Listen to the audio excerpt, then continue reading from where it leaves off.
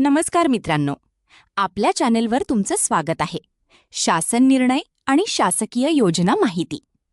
आज आपण पाहणार आहोत महाराष्ट्र शासनाच्या महत्त्वाच्या मुख्यमंत्री मत्स्य संपदा योजना अंतर्गत असलेल्या राज्यस्तरीय योजनांची सविस्तर माहिती. 1. योजना उद्देश इंट्रो एक्सप्लेनेशन. या योजनेचा मुख्य उद्देश आहे मत्स्य उत्पादन वाढवणे, मच्छीमारांचे उत्पन्न दुप्पट करणे, रोजगार निर्मिती, मासळी प्रक्रिया आणि विक्री सुधारणा. 2. राज्यस्तरीय योजना सविस्तर माहिती. आता आपण एक एक योजना समजून घेऊया.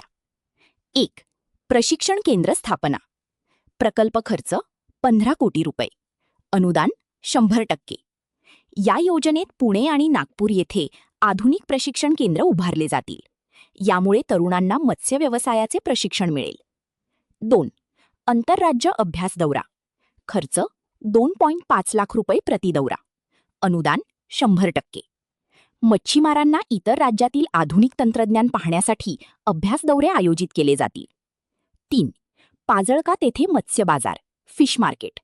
अनुदान 75% राज्य शासन, 25% स्थानिक स्वराज्य संस्था. यामुळे मासळी विक्रीसाठी आधुनिक बाजारपेठ उपलब्ध होईल. 4.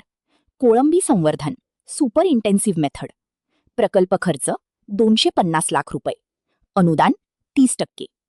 ही योजना आधुनिक पद्धतीने कोळंबी उत्पादन वाढवण्यासाठी आहे. यामुळे उत्पादन खर्च कमी होऊन नफा वाढतो. 5.